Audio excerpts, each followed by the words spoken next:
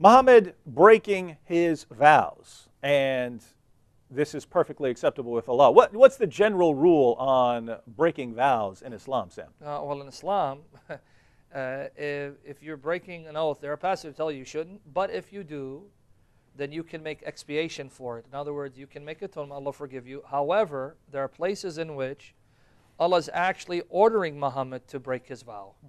There's actually a passage in the Quran that Allah is ordering Muhammad to break his vow. So it's not simply breaking a vow and then repenting and expiating for it. Here's a situation in which the Quran itself has Allah telling Muhammad, break the vow that you made, the oath that you made towards your wives. And I think you have that reference and what the context is. Well, yeah, and I invite people to read the entire passage. We're short on time, so I'll read chapter 66, verses 1 through 2, and then we'll read what Tafsir Jalalain, one of the most popular Islamic commentaries of all time, says about this revelation. Chapter 66, verses 1 and 2. O Prophet, this is Allah speaking to Muhammad, why do you forbid yourself that which Allah hath made lawful for you? You seek to please your wives, and Allah is forgiving, merciful. Allah indeed has sanctioned for you the expiation of your oaths, and Allah is your protector, and He is the knowing, the wise. So notice what Allah says here. Muhammad, you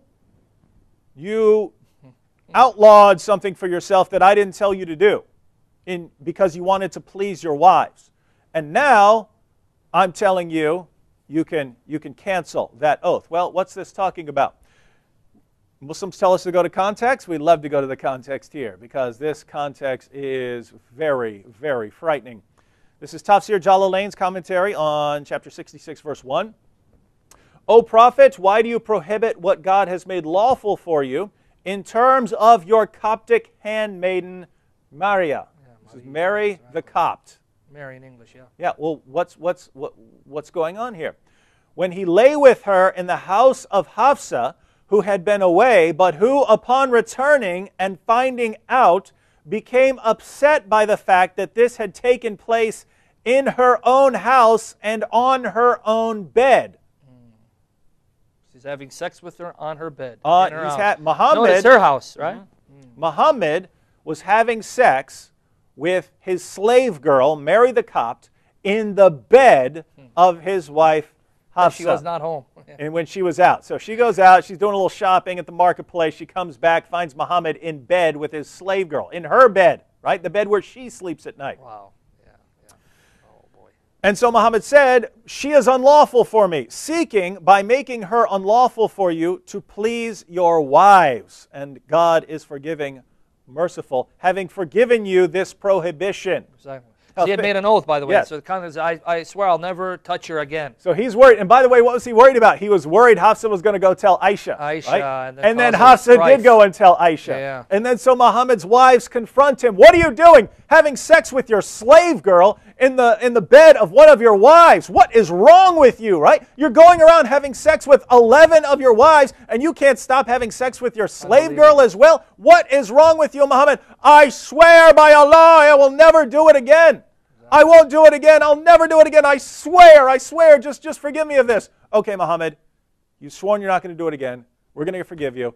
And everything is fine until Allah jumps in and says, Muhammad, I didn't tell you to forbid that slave girl for yourself. I didn't tell you to make that oath. Now we're canceling that oath, and you can go back to having sex with your slave girl. And he eventually got her pregnant, didn't he? And yeah, with the son Ibrahim, who died and didn't live a full life, he actually died before Muhammad. So again, you're telling me this is the eternal speech of Allah? Chapter 66, verse 1 and 2 is part of his eternal speech? Uncreated, existed before creation. So again, Allah is worried about Muhammad imposing rules upon himself that Allah never imposed on him. So this is what Allah was busying himself in eternity before creation. Absolutely. I mean, there are all sorts of things that Allah could have been talking about, but He just had some strange obsession with satisfying Muhammad's sexual desires. And by the way, Aisha noticed this, didn't she goes, I see your Lord hastens to fulfill your desires. Yeah, Aisha noticed. Your own wife notices every time you want something, you get a revelation from God saying, yeah, you eternal, get that. Uncreated in origin. And then this is, and then just to icing on the cake, Sahih Bukhari, volume 4, number 361, volume 4, 361, final part to go with this oath breaking.